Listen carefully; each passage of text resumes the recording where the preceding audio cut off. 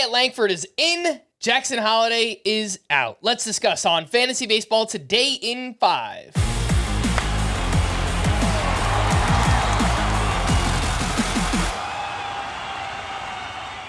Welcome into FBT in 5 on Monday, March 25th. I am Frank Sanfold, joined by Scott White.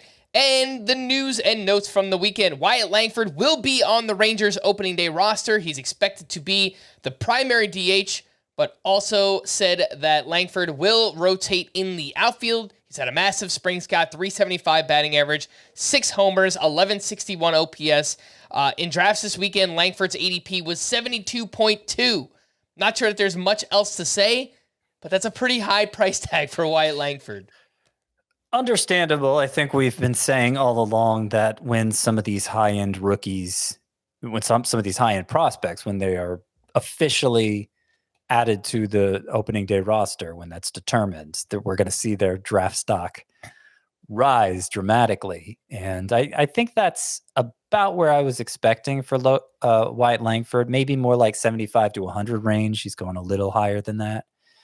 What surprises me most about this situation is Jackson Chourio, who I think has a broader skill set. He's a higher-end prospect by most lists. He was also won a job for the Brewers. He's going to be in their outfield every day, and he's still going around 120. So I don't know what justifies the 45-50 spot difference between Wyatt Langford and Jackson Chourio, but I know who I'd rather have relative to cost. I think they should be going basically right next to each other. In fact, I might slightly prefer Chourio in a categories league because I think the stolen base production is going to be higher.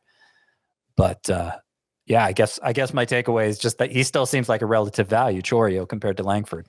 We got the rough news on Friday, Scott, that Jackson Holliday was reassigned to minor league camp. All assumptions, all reports were that he would be on the Orioles opening day roster, and he did some really good things this spring. Holliday hit 311 with 2 homers, 2 steals, a 954 OPS, but he also had 15 strikeouts, a 31% strikeout rate. GM Mike Elias had this to say, quote, "This is a 20-year-old that has played 18 games in AAA and is also in a position change and has not faced or had the opportunity to produce a ton against upper-level minor league left-handed pitching in particular."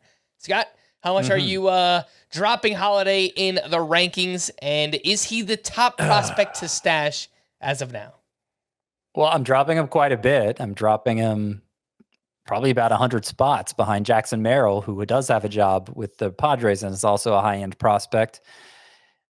I mean, everything Mike Elias says makes sense. It's just that's not what they were saying in the first place, and it'd been weeks since I saw anyone on the Orioles beat express any doubt that Jackson Holliday would be on the opening day roster. So this was quite a surprise. Is he the top prospect to stash? I would say that he's not, because Junior Caminero of the Rays we've already seen him in the majors. He's just as high end of a prospect, and the Rays have already been decimated by injuries. Like Caminero, I think, is clearly. It's not that Holliday isn't in a high spot on the pecking order for the Orioles, but I think Caminero has less competition if another injury were to develop or if he were to get hot in the minors or whatever. So they're very close, those two, number 1 and number 2. But Caminero, Holliday, those would be the top prospects to stash. And I'm going to guess they'll both be up within the first 6 weeks of the season, but that's, of course, no guarantee. All right, Eury Perez will start the season on the 15-day IL due to right elbow inflammation. He played catch pain-free on Saturday, was expected to play catch again on Sunday. Not that he hasn't, I haven't read a report. I assume everything went well there. But Scott, are you back to drafting and stashing Eury Perez? Is he in that same group as like a Kodai Senga, Garrett Cole, Walker Buehler? What do you think about Eury Perez? Well,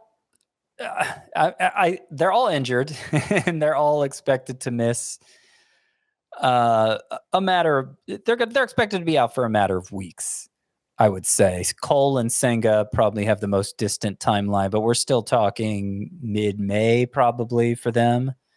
So they may be the highest end of that group, even though they have the lengthiest timetable. And there's a possibility any of these guys could suffer a setback. So I guess it kind of depends what the structure of your league is. Normally, if I'm drafting an injured player anyway, I'm going to go for as much ceiling as I can.